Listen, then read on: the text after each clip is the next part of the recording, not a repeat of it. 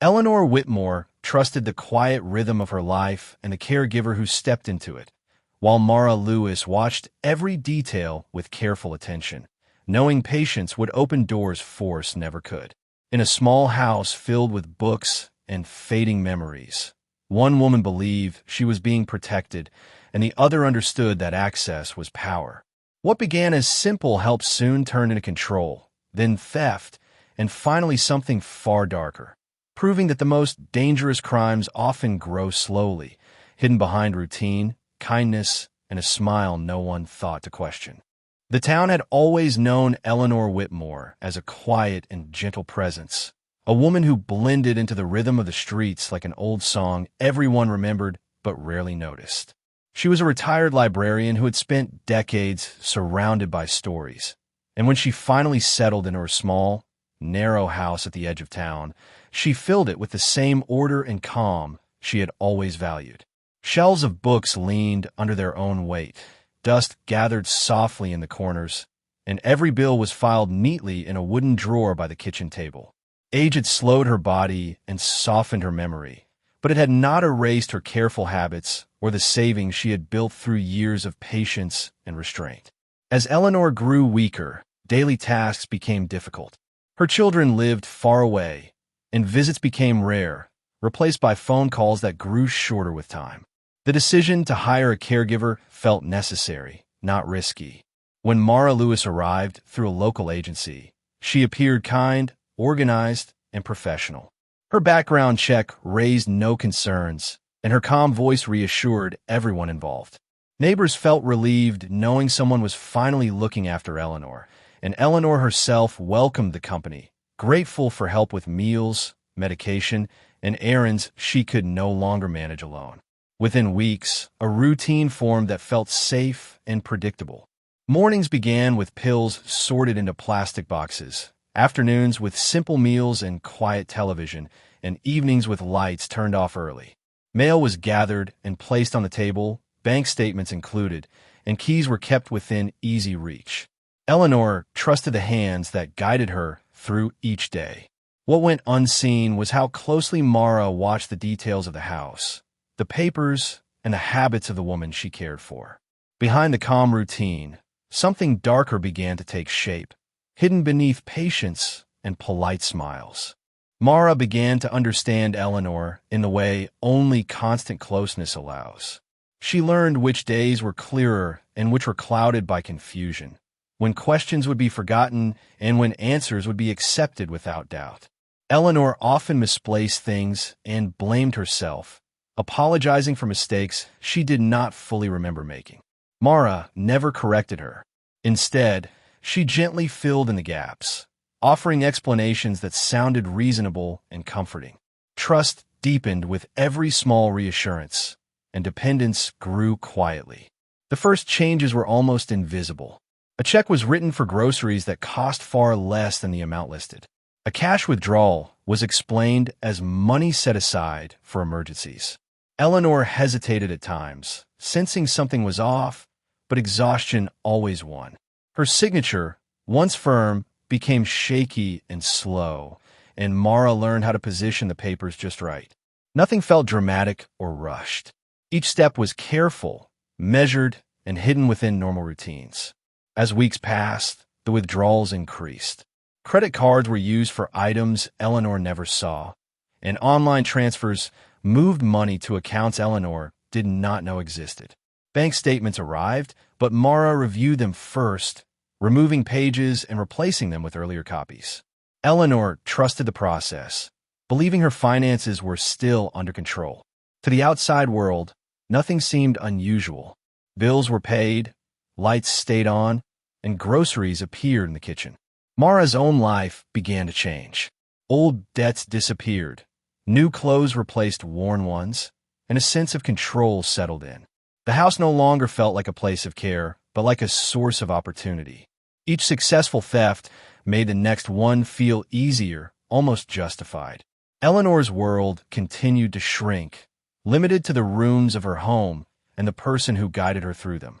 By the time confusion turned into quiet fear, the damage was already deep, and the line between help and harm The turning point arrived in an ordinary white envelope, mixed among bills and advertisements.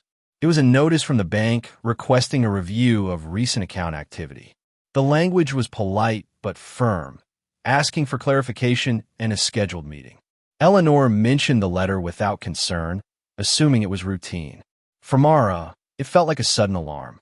Every careful step she had taken now seemed fragile, one question away from collapse. Mara began adjusting the daily routine almost immediately. Phone calls were screened, and unanswered messages were explained away as missed or forgotten. Appointments were postponed, then quietly canceled. Eleanor's sense of time was already fragile, and these small changes went unnoticed by her. The bank letter was placed in a drawer and never mentioned again. Still, the fear remained. Paper trails could not be erased as easily as trust. Attention shifted to Eleanor's health. Pills were counted more often, bottles reorganized, and dosages discussed as if they had always been that way. A new supplement appeared among the familiar containers, introduced as something to improve strength and appetite. Eleanor took it without question, trusting the hands that had never failed her before. Within days, her energy faded. Nausea and dizziness replaced her brief moments of clarity, and long naps became the norm. Mara documented everything carefully, noting symptoms that matched age-related decline. The changes were gradual enough to seem natural, yet steady enough to serve a purpose. Eleanor grew weaker and more confused, struggling to follow conversations or remember the day. Outside contact became rare, not through force, but through quiet redirection and isolation. As the bank's deadline passed without response, the danger did not disappear, but it softened.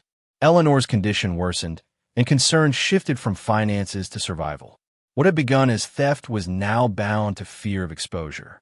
The plan, once focused on money, Eleanor's decline accelerated in ways that unsettled even those who barely knew her. Days blended together as weakness replaced routine, and the house fell into a heavy stillness. Meals went untouched, and the television played to empty rooms while Eleanor slept for long stretches. When she woke, her words were slow and her thoughts scattered. Mara framed every change as part of aging, something sad but expected. Any lingering concern was softened by careful notes and calm explanations. The substance added to Eleanor's daily pills continued its quiet work. Symptoms worsened in small steps, never sharp enough to cause alarm on their own. Nausea became constant, then breathing grew shallow.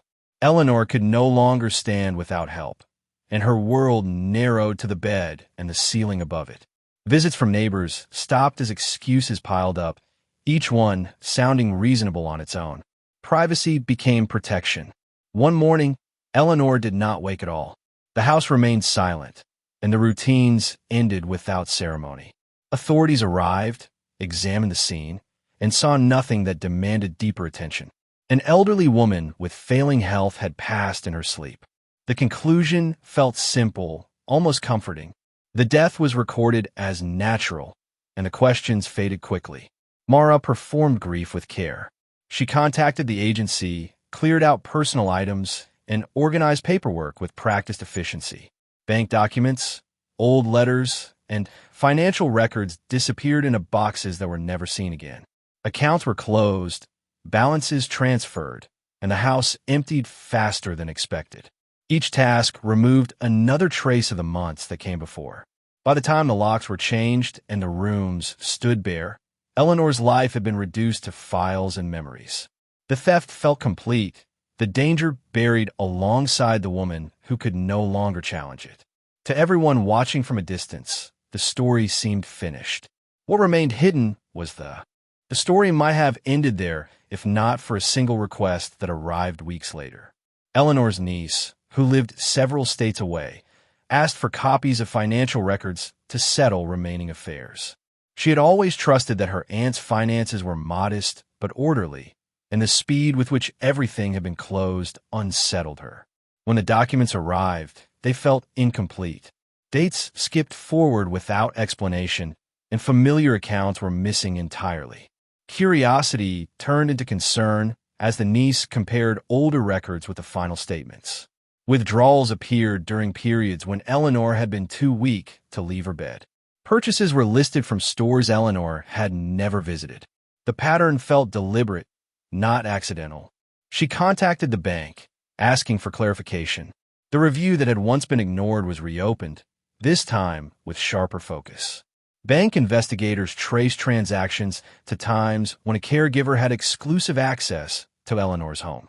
The name Mara Lewis surfaced repeatedly in internal notes.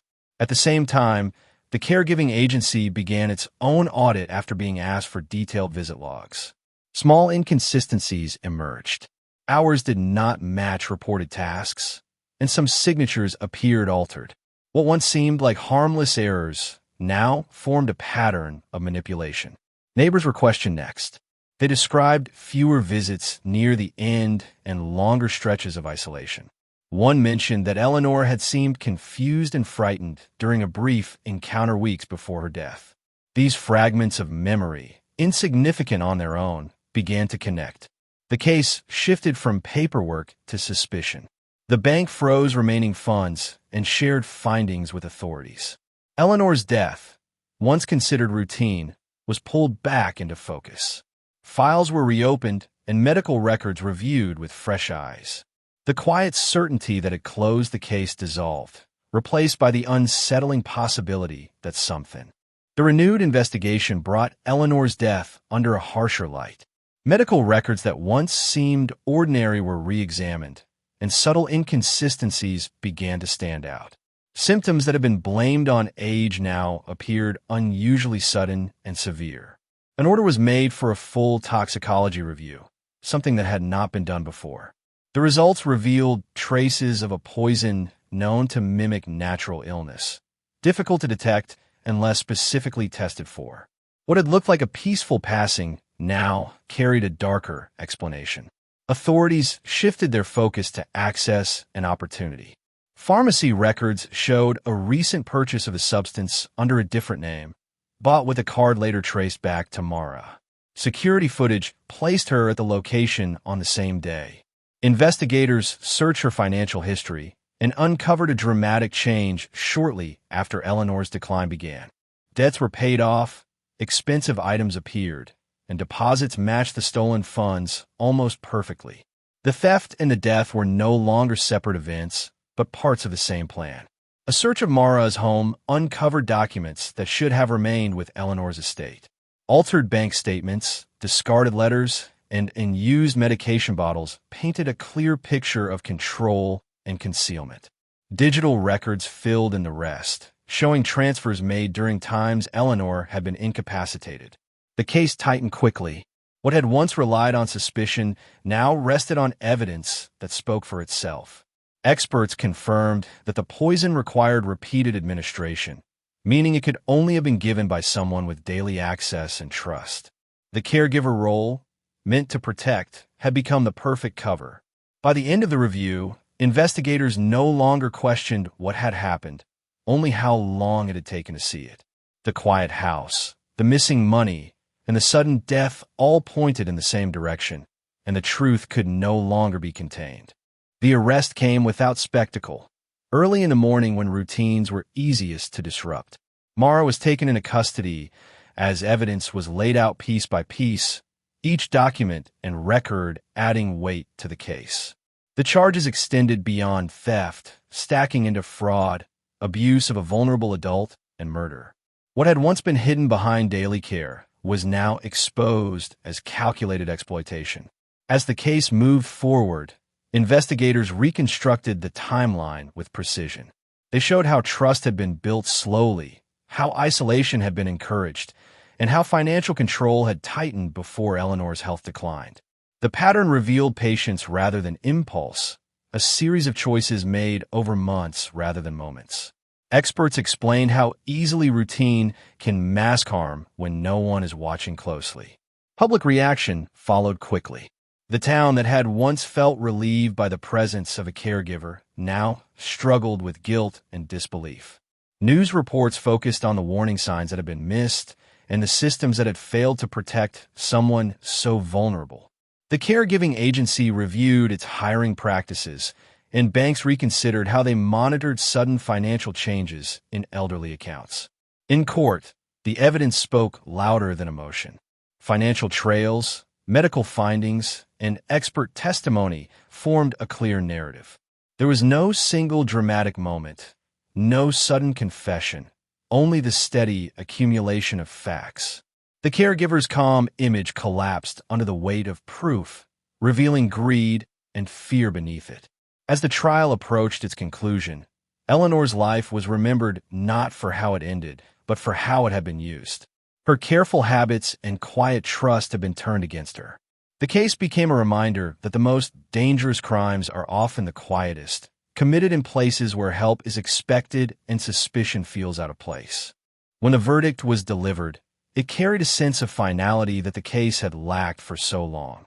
The court found Mara guilty on all major counts, and the sentence reflected the full scope of the harm she had caused. The ruling acknowledged not only the stolen money and the stolen life, but also the abuse of trust that had made both possible. For Eleanor's family, the decision brought a measure of closure, though nothing could restore what had been taken. In the months that followed, Eleanor's story continued to shape change. Banks introduced stricter monitoring for sudden financial shifts involving elderly clients. Caregiving agencies expanded background checks and added unannounced visits. Training programs began emphasizing subtle warning signs, teaching staff and families to look beyond surface calm. The quiet nature of the crime became its most important lesson. The town found its own way to remember Eleanor. A small donation was made to the local library in her name, restoring some of the books she had loved. Neighbors spoke openly about the need to stay connected, especially with those who live alone. What once felt like a private tragedy became a shared responsibility. Mara's name slowly faded from conversation, reduced to court records and cautionary examples. The focus shifted away from the person who committed the crime and toward the systems that had allowed it to happen. Eleanor's life, once overshadowed by the way it ended, was reclaimed as something meaningful and whole. The case closed without mystery, but its impact remained. It showed how easily kindness can be exploited and how vigilance can save lives. In the end, the truth emerged not through violence or confession, but through patience, records, and a refusal to let a quiet death remain unquestioned.